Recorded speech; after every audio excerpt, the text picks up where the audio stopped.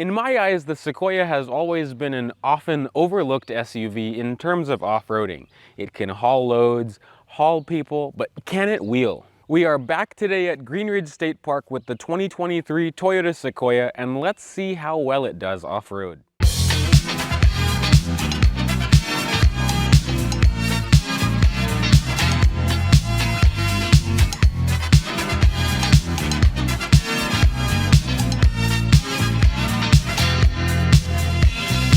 Unfortunately, this Sequoia is not a TRD Pro, but it is a Sequoia nonetheless. It's a 2023 Sequoia Platinum with four-wheel drive in Celestial Silver Metallic. So this one, being a Platinum, lacks all the off-road tech of the TRD Pro, but it has a capable four-wheel drive system, which we'll go into later, and it has a really good 360 view camera, which I'll also talk about later. The MSRP with options of this Sequoia in particular is just under $80,000, which is crazy to think about for a Sequoia because it's almost Land Cruiser territory, but we'll talk about all the features in the full review, so stay tuned for that. Unfortunately, just like a lot of these big SUVs, gone is the 5.7 liter V8 from the old Sequoia, but now we have quite the forceful motor, I should say. So now we greet the newest generation of Toyota's iForce engines, and this is the biggest one that they offer right now.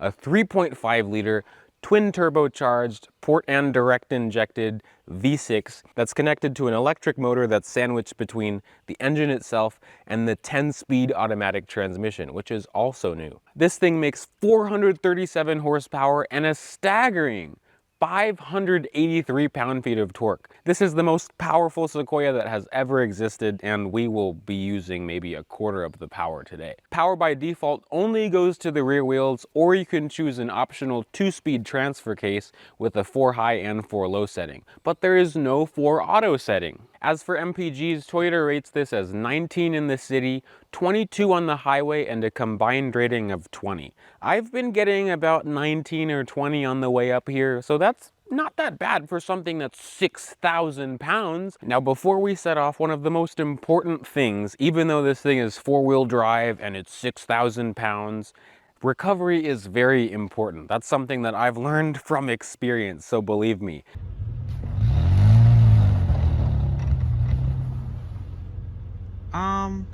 Now, something that has disappointed me with the new Sequoia and also the new Tundra is that you do not get recovery points in the front or in the back of this. What are you doing? Because Toyotas are supposed to be off-roady SUVs, but we shouldn't be needing recovery points today, thankfully. Okay, so Green Ridge, again, will be nothing for this probably. At least I'm not expecting it to be, but this is our first test road, Picklick Road, which if you remember in the HRV video, it did well, but let's see now. Okay, so I am in two-wheel drive right now. To be smart, not because it needs it, I'm gonna go into 4 high. Okay, easy. And you can just watch how this thing crawls up and flexes. Oh my God, seatbelt, so annoying. Okay, let's go. Torque is excellent with this V6. That's crazy. I'm barely giving it any throttle, and it's just easily going right up this. And even in 4 high, this thing feels great. It is wide, that's the only thing, so I'll probably have to fold my mirrors in. I'll do that now. And we can continue. So we now continue our ascent. This is really no problem. The suspension takes these bumps so well. Honestly, better than when it's on the road, and I'll talk about that in a bit, but this soaks up bumps so well. I've been in comfort mode and 4 high, of course. So it seems like it gets a little bit interesting up here. It's funny, with the big hood I can't really see, but that 360 camera helps so much. So I went up this in the HRV. I'm gonna use my 360 cam so I can line up, because I want to make this flex, and it looks like I could flex if I go left a bit.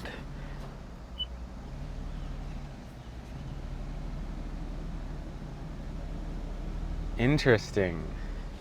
Wow. This thing just crawls up all these obstacles with no issue at all. Now, I know this isn't much of an obstacle for this again, but it's a pretty deep rut, you know, from erosion, so we'll see what this thing does. Again, I'm gonna use my 360 cam, and I can look at where the wheel is going in the rut, and when I can start to turn left by using this camera over here.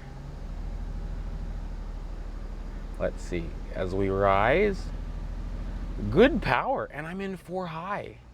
So that was pretty easy. There is a little bit more of a ditch. These cameras make it so nice. Wow, they work when the mirrors are folded in too. Wow. It is nice. It's not doing it right now because I wanted it to do it, but the engine turns off. Oh, right now it's off. You can actually hear it. Like the engine turns off when you're crawling, you know, at a certain amount of throttle. Once you give it gas, the engine will turn back on. I'm back in 2-wheel drive, and I'm actually in EV mode right now. Let's see how far I can get in EV mode. Let's see. Are we gonna flex anywhere? The gas engine just came on. But really, the throttle response is fantastic with this. I'm actually very impressed. It's just idling. Also, one of the things I would make sure I do, well, let me turn the camera on. One of the things I make sure I do in this is I turn off the power running boards. It feels great just climbing up that. The parking sensors can turn off in the menu, but it's annoying to get to. For this one, I will put myself into 4-wheel drive, well, 4 high at least, just to make sure, you know, it's better to not get into anything stupid when you have the resources, but we'll just plunge in. I'm in EV mode doing this. Yeah, that's nice. Stupid beeping. So I'm in 2-wheel drive, but I wanted to show off the articulation, and then we'll go up, and then if I can't get up it, we'll try 4 high. But we'll try the auto LSD. I think we're flexing now. Okay. Wow. Wow, I'm in 2-wheel drive right now. So now, let me turn the camera back on. It's annoying, the camera goes off whenever you exceed a certain speed, but still 2-wheel drive. I'm just keeping my foot in it.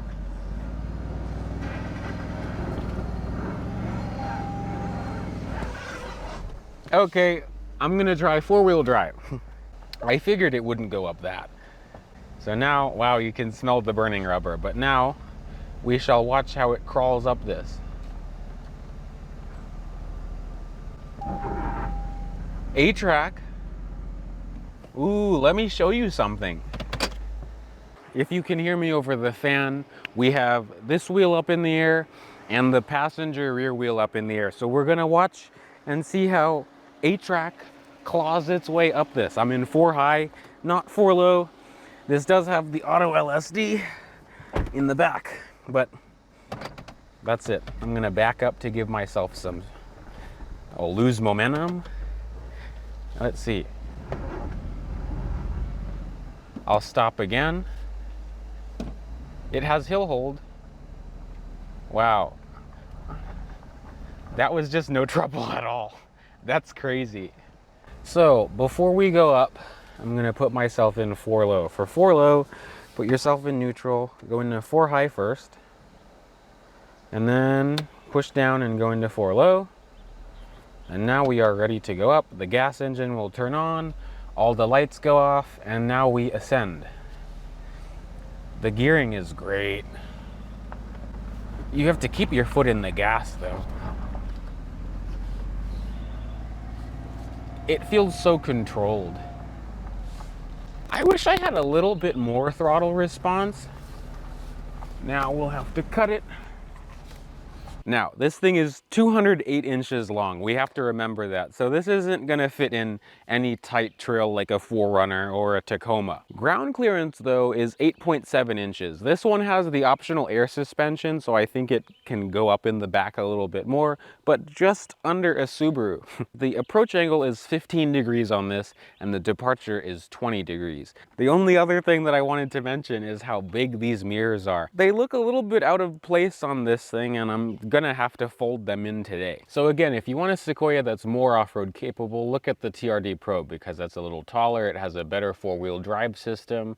This one has more street tires on it because it's a Platinum, but that is okay. The size of these is crazy. It's a 265/60 R20. This thing makes 20s look small. If adventure really tickles your fancy, this thing is extremely capable and plenty capable to tow and haul anything that you need. Toyota rates a four-wheel drive model to tow up to 9,500 pounds.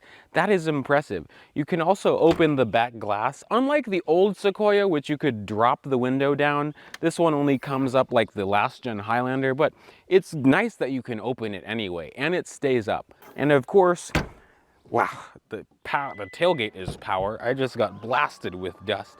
And the trunk is cavernous, but I have many thoughts, good and bad, about how to actually fit things in here, but stay tuned for the full review again to listen to what I have to say about the trunk of this. Something else that I really appreciate about the Sequoia is the built-in plug in the back, because I can charge my camera batteries, and in the past hour and a half I got about 68% from this camera battery, so that's a W. I really like how the 360 camera still works with the mirrors folded in. It's like they thought about it a bit in that regard, but I am actually impressed. I didn't expect this to have a difficulty at all, but still.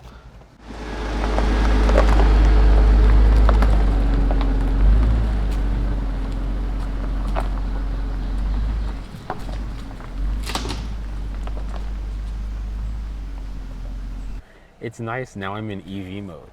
So let's see here. This little river crossing. Still in EV mode. So I'm gonna get some articulation. I'm in two-wheel drive right now. Okay, hang on. So we're slipping, let's see. I wanna get it to slip. So let's see here. If I back up. Let's see here. A little bit. Okay. I think I have a wheel up. And it just powers through it. The gas engine did come on, but it's really nice and it works very well. So I have to say, the Sequoia impressed me in terms of capability. It actually rides better off-road than it does on-road, and that's because of the auto-leveling rear suspension. That's the only feature that I would say limits its on-road capability, that rear axle, because it rides too rough. But other than that, its traction control system is very good. Its ABS is actually a lot better than older Toyota SUVs and Toyota trucks. This thing has excellent brakes, and even with these street tires on this Platinum trim, it's damn capable. But thank you all for watching this video, and thank you for coming on this adventure to Greenridge with us today. But remember to like, comment, and subscribe, and let me know if you have a 2023 Sequoia and if you take it off-road. But I hope you guys have a good rest of your day, and I'll see you guys next time. Bye, peeps.